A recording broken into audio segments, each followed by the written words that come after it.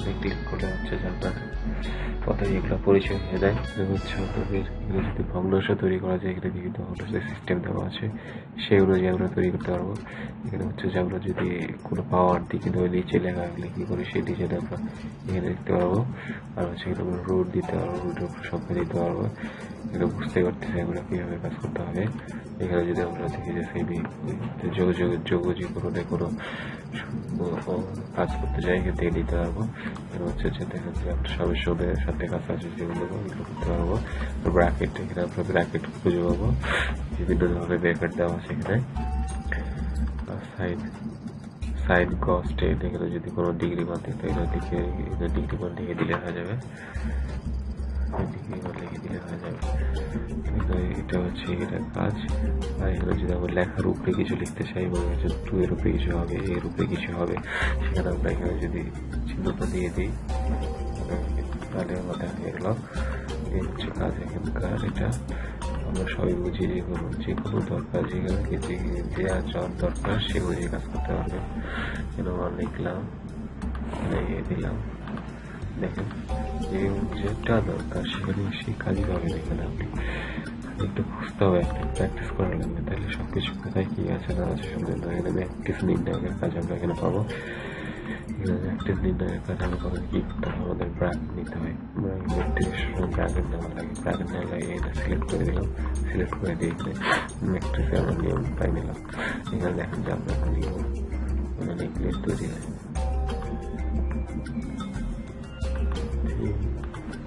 4 5 6 7 8 9 দেখেন আমাদের ম্যাট্রিক্স নির্ণয়ের কাজ হয়ে গেল। এটা আমরা ম্যাট্রিক্স থেকে আমরা পাবো নির্ণয় করতে পারবো। আর এটা আমাদের সিম্বল দেওয়া আছে, যেখান থেকে আমাদের কি আর হচ্ছে কি কি দরকার করতে পারে ইকুয়েশনের ক্ষেত্রে, সেটা এখানে উল্লেখ করা আছে। যে বিটা আলফা বিটা যে কোনো সাংকেতিক চিহ্ন যদি এখানে দরকার পড়ে আপনার, এখান থেকে আপনি তা নিতে পারবেন, কোনো সমস্যা নাই। এই হচ্ছে আমাদের ইকুয়েশনের কাজ। তো আমরা এরপর যাবো কি স্যাম্পল। অনেক সাংকেতিক চিহ্ন যদি এখান থেকে দরকার হয় আমরা এখান থেকে নিতে পারবো। মোর স্যাম্পলে ক্লিক করলে বিভিন্ন ধরনের স্যাম্পল এখানে আমাদের সংযোগ আসবে। এখান থেকে আমরা যেটা দরকার সেটা দিতে পারবো, সিলেক্ট করে দিয়ে ইন্টার বাটনে চাপ করলে সেটা চলে আসবে আমাদের সামনে। তো এটা দেখেন যে আমি এটা হ্যাশ চিহ্নটাই দিলাম, হ্যাশ চিহ্ন তাহলে ইনসার্ট করলে এটা আমরা ক্লোজ করে দেবো। দেখতে পাচ্ছি এখানে হ্যাশ চিহ্নটা আমাদের সামনে চলে আসছে। এই হচ্ছে আমাদের স্যাম্পলের কাজ। নেক্সট আমরা যাবো হচ্ছে ডিজাইনে। যদি আমাদের কোনো লেখা ডিজাইন করা দরকার পড়ে, এখানে দেখেন যে আপনাদের এটা সিলেক্ট করে দিলাম, করলাম, বিভিন্ন ধরনের ডিজাইন করতে পারবো আমরা। সরি আমি এটাতে করি, আমার বিভিন্ন ধরনের লেখা ডিজাইন করতে হবে। কার্সরটা দিয়ে গেলে কার্সরটা দিয়ে গেলে পরে দেখাও যে আমাদের কি ডিজাইনে লেখাগুলো হচ্ছে। কোথাও যদি আমরা কালার করার দরকার পড়ে, যে দেখেন চেঞ্জ হচ্ছে, এটা আমাদের চেঞ্জ হচ্ছে, এটা সিলেক্ট করে দেবো। যদি এখানে কাজ করতে পারার দরকার পড়ে আমাদের কালারটা চেঞ্জ করে দেবো, দেখেন চেঞ্জ হবে, সমস্যা নেই। দেখেন ট্রেগ্রাফ কীভাবে লেখাটা করবো, কীভাবে এই করবো, সব কিছু দেওয়া থাকবে। আমরা সিলেক্ট করে নিয়ে গেলে দেখবেন কীভাবে চেঞ্জ হচ্ছে। যদি আমাদের লেখার ভিতরে কোনো কিছু লেখা লিখতে থাকে, পেজের ভিতরে কোনো যে লেখা দরকার পড়ে, সে আমরা ক্লিক করবো। দেখেন ডু নট কপি, কাস্টমসে যদি ক্লিক করি আমরা পিকচারে করলাম, টেক্সটে ক্লিক করলাম, এখানে আমাদের টেক্সট আসছে। আচ্ছা আসলে আমরা টেক্সট এখানে লিখবো, সরি বুঝে গেলাম। লিখে হচ্ছে যে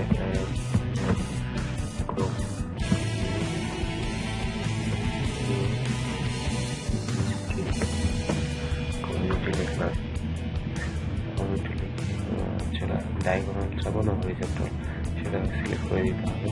আমরা যদি এইভাবে করি দেখতে পাচ্ছি যে আমাদের এখানে লেখাটা চলে আসছে, যে আমরা দেখতে পাচ্ছি ভিতরে। যদি আমরা কালারটা যদি চেঞ্জ করে দিই, এখানে দেখলাম হচ্ছে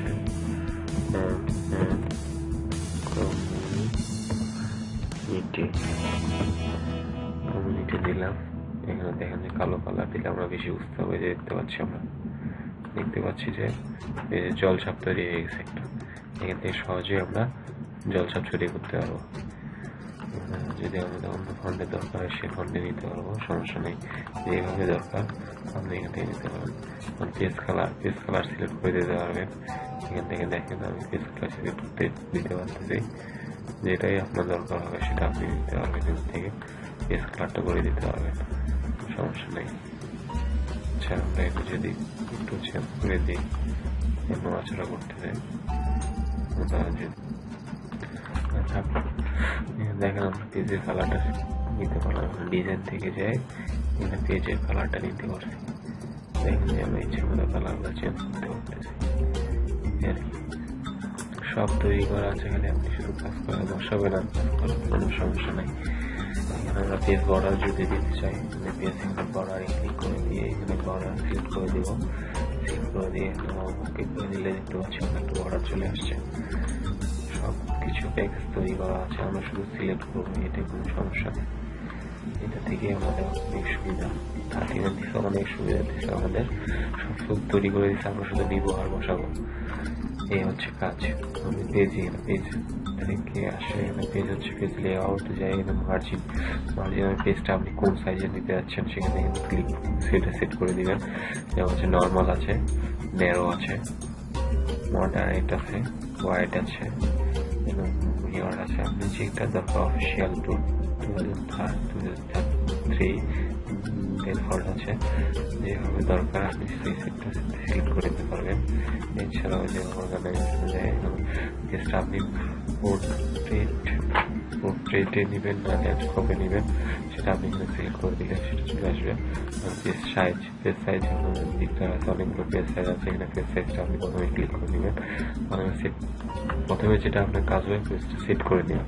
সেট করে নেওয়ার পর আপনি বাকি অংশ কাজ শুরু করবেন। আমি দেখলাম যে আমার আগে থেকে লেখা ছিল, ওই জন্য আমি সেটটা না করে না দেখাই আমি সোজাই কাজে চলে গেছি। আর আপনার প্রথমে যখন কাজ শুরু করবেন তখন আপনি পেজটা সেট করে নেবেন। আচ্ছা, এখানে কলাম, এখানে কয়টা কলামে আপনি লিখতে চাচ্ছেন সেই কলামগুলো সেট করে দেবেন। সেট করে দিলে এখানে যেমন হচ্ছে 1 2 3 4 5, মানে ইচ্ছে মতো আমার কলামে ক্লিক করলে আপনি ইচ্ছে মতো নিতে পারেন, লিখতে পারবেন। হাইট ওয়াইট কত আছে না আছে, কয়টা কলাম চান আপনি এখানে সিলেক্ট করে দিবেন, হয়ে যাবে, সমস্যা নেই। আমি পেজ ব্রেক যদি চান, পেজ ব্রেকে ক্লিক করলে পেজ ব্রেক চলে আসবে। নাম্বার, লাইন নাম্বার কত আছে যদি আপনি রিফ্রেশ করে ইউজ করতে চান, নাম্বার চলে আসবে। আপনার লেফটে কতগুলো লেখা আসবে, হচ্ছে যে টেবিল অফ কন্টেন্ট, আপনি লেখাগুলো কি সিস্টেম করবেন থাকবে। আইডেন্টি যদি দেখতে চান, এখানে ইনসার্ট ফুড নোট, আপনি যদি কিছু নোট দিতে চান এখানে নোট দিতে পারবেন। দেখাইলাম এগুলোতে আপনি দেখে নেবেন আর কি। বেশি কাজটা এখানে হচ্ছে তেমন কিছু মোট কাজ নাই, সব হচ্ছে সামনে মিলে এখানে টেবিল আছে, সরি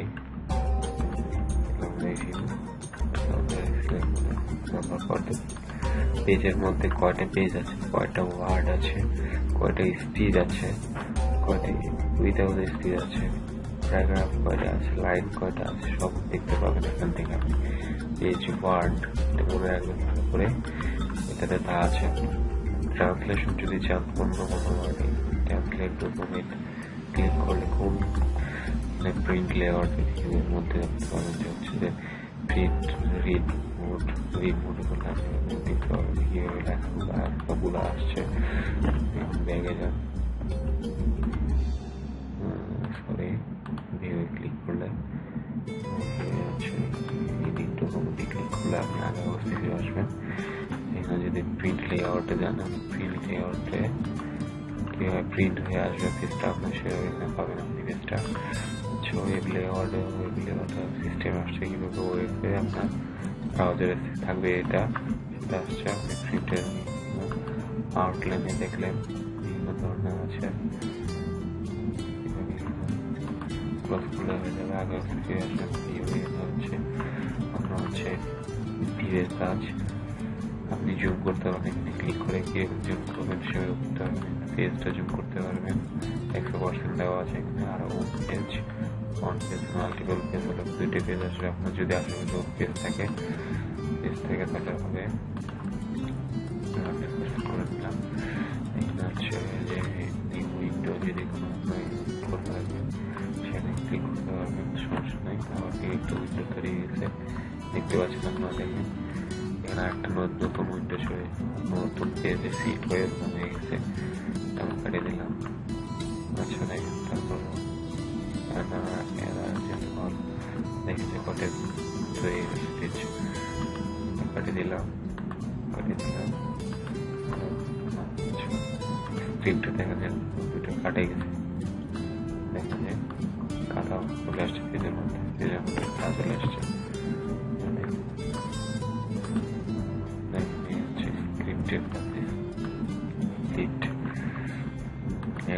এটা হচ্ছে ইন্ট্রো কনভার্ট করা যাবে, লেখাগুলো কনভার্ট করা যাবে। আচ্ছা, এই স্বল্প সময়ে আমি আপনাদের মাঝে মাইক্রোসফট 2013টা তুলে ধরলাম।